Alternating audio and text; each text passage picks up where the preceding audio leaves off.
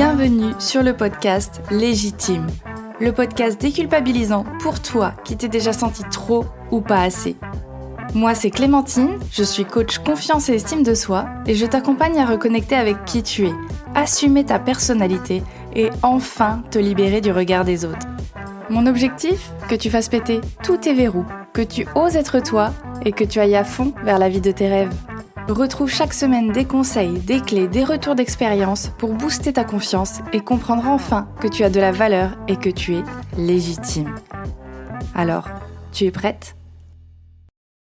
Bienvenue dans ce nouvel épisode de Légitime et aujourd'hui j'avais envie de te parler de l'erreur numéro 1 que tu fais quand tu communiques avec quelqu'un, que tu fais dans toutes tes conversations et encore plus quand tu essayes d'expliquer quelque chose ou de faire comprendre un besoin, une limite à quelqu'un et que tu vois qu'en face il te regarde avec les yeux ronds genre mais qu'est-ce que tu me racontes quoi ? Ou alors que tu vois que ça change absolument rien au comportement de la personne, qu'elle continue encore et encore à répéter les mêmes comportements alors que tu lui as répété encore et encore d'arrêter. Je te donne un exemple, je sais pas, ton mec qui se rase au-dessus du lavabo et qui enlève pas les poils dedans. Je te donne un exemple, c'est tout bête, mais comme ça, je pense que tu te représentes. Avant qu'on en parle, je t'invite à mettre une note au podcast sur ta plateforme d'écoute préférée ou à le partager autour de toi pour justement, 1, ça me fait super plaisir, et 2, ça permet de faire grandir le podcast et de le faire connaître de plus en plus. Donc, l'erreur que tu fais dans chaque communication, et je sais que tu l'as fait parce que c'est ce que font les 99% de mes clientes, et moi, ça a été la même chose. C'est, comme j'aime bien le dire, de parler chinois à quelqu'un qui parle espagnol. Et avant que je t'explique ce que je veux dire, je vais te donner une image pour que tu puisses te projeter un petit peu. Imagine, toi tu parles espagnol et tu te retrouves face à quelqu'un qui, donc, parle chinois. Là, cette personne, elle te regarde et elle te dit quelque chose. Toi, tu comprends pas. Elle le répète. Tu comprends toujours pas. Elle essaye de le répéter plus lentement. Tu sais, comme on peut avoir tendance à faire justement face à quelqu'un qui ne parle pas la même langue. Do you speak French? Tu vois un peu? Tu comprends toujours pas. Elle le répète plus vite, peut-être. Ça marche pas. Et là, elle le répète plus fort. Tu sais, comme si elle te criait un petit peu dessus. Non seulement tu vas toujours rien comprendre, mais en plus, tu vas finir par te sentir agressé. Donc, pour un peu que tu sois un petit peu tendu, tu vas aller l'insulter en espagnol sur à peu près 15 générations.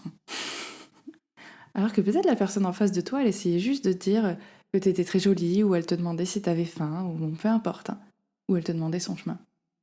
Donc, quand je dis que tu fais une erreur dans tes communications en parlant chinois à quelqu'un qui essaye de parler espagnol, ou l'inverse, je sais même plus ce que je te raconte, c'est tout simplement que dans la vie, on a tendance à communiquer seulement en fonction de ce que nous on vit, en fonction de nos expériences, en fonction de nos ressentis, nos besoins, notre culture générale, mais on ne prend pas du tout en compte ceux de la personne en face de nous. Et c'est pas parce que tu parles français et que l'autre parle français ou espagnol, chinois, que vous allez forcément vous comprendre.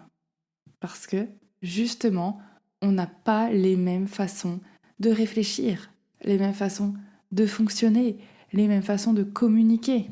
Il n'y a qu'à voir, ne serait-ce qu'en couple, quand on entend parler des 5 langages de l'amour, que je te ressortirai, et peut-être je te ferai un épisode de podcast si ça t'intéresse, mais si t'imagines, ne serait-ce qu'il y a 5 langages différents de l'amour, et sûrement qu'il y en a d'autres, donc 5 façons différentes de communiquer ton amour et de le recevoir, parce que c'est pas forcément la même chose, c'est-à-dire que tu peux aimer faire des cadeaux à la personne que tu aimes, c'est ça ton langage de l'amour pour donner, mais pour recevoir, peut-être que tu préfères passer des moments de qualité avec ton partenaire. Donc, tu vois que c'est déjà un sacré bordel. Surtout que ton ou ta partenaire n'aura pas forcément les mêmes langages. Donc, ça peut créer conflits, malentendus, tension, tout simplement parce que même si vous êtes ensemble, même si vous vous aimez, même si vous avez vécu des choses communes ensemble, il y a des choses, il y a des événements, il y a des situations dans lesquelles vous ne percevez pas la même chose, dans lesquelles vous n'avez pas les mêmes ressentis, vous n'avez pas les mêmes perceptions et du coup pas les mêmes comportements. Donc c'est pas parce que tu parles la même langue que tu as le même langage que l'autre personne. Et ça c'est vraiment indispensable à comprendre parce que c'est ce qui crée énormément, comme je te le disais, de malentendus, de conflits, de frustrations, parce que tu vas essayer de faire comprendre à ton conjoint là, qui a laissé traîner ses poils dans le lavabo que c'est chiant, que t'en as plein le cul, que t'aimerais bien qu'il arrête, que c'est pas hygiénique ou peu importe ce que tu vas lui sortir. Peut-être que lui, ça va pas résonner pareil chez lui, ou il va bien comprendre que ça te dérange, mais peut-être que lui, il va se dire oui, c'est bon, j'avais fait attention, juste il restait 2-3 poils que j'ai loupés.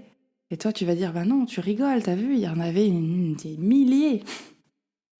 Mais parce que vous n'avez pas la même perception, et parce que toi, il y a quelque chose qui te dérange fondamentalement, et que lui, c'est peut-être pas forcément le cas. Qui prête moins d'attention à l'hygiène, au nettoyage du lavabo. Après, t'acceptes ou t'acceptes pas, motif de rupture ou pas, ça, on n'en est pas là. Mais si tu persistes à l'engueuler ou à lui expliquer de la même manière à chaque fois et que tu vois que ça ne change rien, là, tu fonces droit dans le mur. Parce que tu continues à essayer de lui parler chinois alors qu'il ne parle pas cette langue. Et peut-être que tu te dis, mais Clémentine, mais c'est évident qu'il faut nettoyer derrière, c'est évident qu'il faut passer derrière, il ne faut pas avoir fait bac plus 12 pour le savoir, enfin c'est quand même du bon sens, c'est de la logique. Moi je t'inviterais à réfléchir et à te dire, est-ce que c'est vraiment du bon sens et de la logique pour lui? Ok, c'est chiant, ok, tu te dis, c'est pas possible qu'il n'ait pas ce raisonnement-là. Et oui, ça peut être agaçant, oui, ça peut être vraiment agaçant. Mais si tu restes bloqué là-dessus, si tu t'obstines à vouloir lui faire rentrer que c'est de la logique et du bon sens, alors que lui, il le voit pas de la même manière, en fait, ça n'avancera jamais. Et vous allez rester vraiment face au mur, comme ça, à pas vous comprendre. Et puis lui, après, il va t'attaquer sur autre chose, parce que tant qu'à y être, si moi, ça te dérange, moi, je vais te parler de tes cheveux qui traînent dans la douche. Enfin, voilà. Et après, on s'en sort pas. Ce qui fait que c'est important dans tes communications de changer ton discours, de changer ta posture pour prendre en compte lui ses ressentis, lui ses besoins et quelles peuvent être ses propres perceptions à lui. Parce que ce qui est évident pour toi ne l'est pas forcément pour lui. Même si tu as l'impression que c'est un peu une vérité générale et que tu devrais même pas avoir à poser la question ou à le répéter.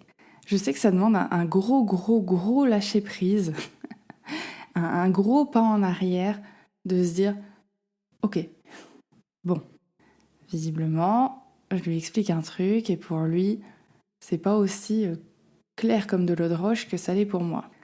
Je vais essayer de comprendre justement pourquoi pour lui c'est différent, pourquoi lui il n'est pas autant impacté que moi, pourquoi je vais essayer de faire cet effort-là. Je sais que ça demande un lâcher-prise de malade mental. Je le sais, c'est très dur à faire. C'est vraiment très dur à faire, surtout quand tu es convaincu de quelque chose et que tu te dis, là je demande pas la lune en fait. Là je demande un truc très très simple. Là je lui demande pas de me construire une cabane sur 5 étages avec une piscine à débordement, etc. Je sais que c'est dur. Mais si tu veux avoir la sensation d'être comprise et d'être écoutée, et pas seulement entendue, la différence entre les deux, en tout cas pour moi, c'est que être entendu, c'est ton mec ou ta meuf qui va te répondre quand tu vas lui dire « T'as écouté ce que je t'ai dit ?» Et être écouté, c'est « Ah oui, ok, je comprends ce que tu voulais me dire. Bon ok, la prochaine fois, je nettoierai le lavabo comme il faut, sans rien laisser traîner. » Être entendu, tu vois, c'est un petit peu comme si t'étais en mode bruit de fond, quoi. Oui, elle raconte toujours la même chose. Tu sais, ça fait bruit blanc à la fin, si tu continues à répéter tout le temps la même chose de la même manière, les mêmes mots, le même ton, ou alors si tu commences à gueuler, ça fait bruit blanc, hein. Après, c'est comme si c'était un bruit de fond, quoi, une musique de fond. Pas la plus agréable, mais tu deviens une musique de fond. Ou une musique d'ascenseur, c'est toi qui choisis. Donc si t'as plus envie d'être une musique d'ascenseur, et si t'as envie d'être le concert sur la scène principale d'un festival, il va falloir changer la façon de communiquer avec ton partenaire. Mais je dis ton partenaire, mais ça marche aussi dans le monde professionnel, hein. Ça marche avec ton patron, ça marche avec tes collègues, ça marche avec tes amis, ça marche avec n'importe qui. Parce que les gens te connaissent ou pas, c'est exactement la même chose, hein. En fait, faut rien prendre pour acquis. Faut vraiment rien prendre pour acquis et vraiment essayer de faire page blanche et de pas partir avec tes propres a priori, de pas partir avec tes propres certitudes. Ou en tout cas, faut vraiment te laisser le droit de débranler ces certitudes et de mettre un peu de doute dans ces certitudes pour que tu sois un peu ouverte à entendre, à découvrir une nouvelle façon de penser, une autre façon d'agir. Après, t'es pas obligé de l'accepter, t'es pas obligé d'être en accord avec ça, évidemment, mais tout simplement parce que si t'arrives à comprendre comment fonctionne l'autre, t'es beaucoup plus à même de comprendre comment communiquer avec cette personne et donc de te faire comprendre, d'être écouté et par extension d'être respecté. Parce que si tu sais comment communiquer tes besoins à la bonne personne au bon moment, tes besoins seront respectés, tes limites seront respectées. Parce que tu auras su adapter ton discours, parce que tu auras mis les formes, tu auras fait les efforts nécessaires pour que ce soit compris. Et derrière, si c'est pas compris, si c'est compris mais que la personne continue à s'acharner avec le même comportement, là aussi il y a des raisons, mais derrière ça sera à toi de voir si tu fais respecter tes limites et à quel moment tu fais respecter tes limites. Parce que une personne qui dépasserait sans cesse tes limites, à un moment donné, là aussi il faut se poser la question, pourquoi elle continue alors que moi, je lui ai dit d'arrêter. Je pense que ça sera un épisode bien à part entière parce qu'il y a aussi pas mal de choses à dire, mais tout ce dont je te parle là, c'est façon de communiquer, c'est façon d'adapter ton discours qui vont te permettre donc de parler français à quelqu'un qui parle français. C'est tout ce que j'ai condensé dans le programme Dis-toi oui qui est sorti, ça y est, qui est disponible et qui est en plus à un tarif exceptionnel tout cet été, tout ce mois d'août jusqu'au 31 août. L'idée, c'est vraiment que, tu comprennes quels sont tes besoins, quelles sont tes limites, parce qu'avant de les exprimer, il faut aussi les connaître. Que tu comprennes justement quelles émotions sont challengées dans ces moments-là et qu'est-ce qu'elles veulent dire. Et que tu comprennes comment bien communiquer pour te faire entendre, pour te sentir écouté, respecté, tout en respectant, et j'insiste, tout en respectant la personne qui est en face de toi. Donc vraiment, dans ce programme, je t'apprends à parler français à une personne qui parle français. Et ça paraît bête, mais je peux te dire que ça change énormément de choses et ça se change très très rapidement aussi si tu appliques tous les exercices et les outils que je te donne. Je te mets toutes les informations de toute façon dans la description. Si tu as des questions, tu peux venir me les poser sur Instagram ou sur mon adresse mail que je te mets aussi dans la description. Mais vraiment, je t'invite à réfléchir à ça. Quand tu communiques quelque chose, que tu as l'impression de te répéter constamment et que rien ne change, réfléchis à quel discours tu utilises et commence à réfléchir à pourquoi ça ne fonctionne pas en fait.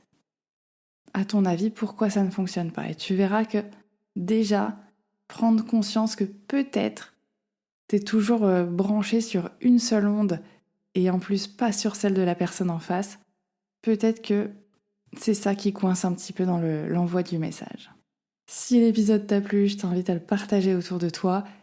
Et si le programme t'intéresse, je t'attends dans mes DM ou alors directement sur le programme. Programme en plus qui se fait en toute autonomie, donc tu as le temps de profiter de l'offre exceptionnelle cet été et commencer peut-être tout simplement à la rentrée quand tu devras communiquer peut-être avec tes collègues, ton patron, ton manager et que tu auras envie de demander ton augmentation. Tu seras bien contente de savoir comment le faire de façon efficace et pour favoriser un maximum le oui ou en tout cas favoriser un maximum d'obtenir ce que tu veux, ce que tu souhaites. Je te laisse sur ces belles paroles. Je te souhaite une très belle journée, après-midi, soirée et à bientôt sur Légitime.